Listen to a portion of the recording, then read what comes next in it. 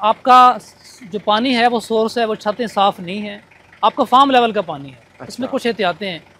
एक तो ये है कि जब आप फार्म लेवल का पानी जहाँ आप कलेक्ट कर सकते हैं, अक्सर यहाँ चूँकि पहाड़ियाँ हैं, ऐसी जगह हैं साफ़ पानी पहाड़ी से आपके पास वो नीचे आता है कैचमेंट में, ठीक है। आप जो कैचमेंट एरिया है वहाँ से स्लोप है, अच्छा। तो साफ़ पानी है। अगर आपने वहाँ पेस्टिसाइड, केमिकल, स्प्रे, खादें वगैरह नहीं डाली उस एरिया में, तो फिर वो पानी आप कलेक्ट करके फ़िल्टर में लें। अब इस फ़िल्टर का ये है कि आप थोड़ा सा साइज़ बड़ा रखेंगे और इसको अच्छा। 2 लेयर्स में करेंगे, 2 तहों में। ठीक है। पहला फ़िल्टर ये है कि आप इसको स्टिलिंग बेसन बनाएँ, कोई छोटी सी टंकी बना लें पहले, जो आपका वो पानी इसमें मड भी आ रहा है, सिल्ट भी आ रहा है, पहले वहाँ आए, उसके ऊपर से पानी फ्लो होके अगले जगह जाए, ठीक है। अच्छा अच्छा। ताकि पहले स्टेप पे आपका वो जो सिल्ट है, जो मटेरियल आ रहा है मैक्सिमम उसमें आप वहाँ बैठ जाए।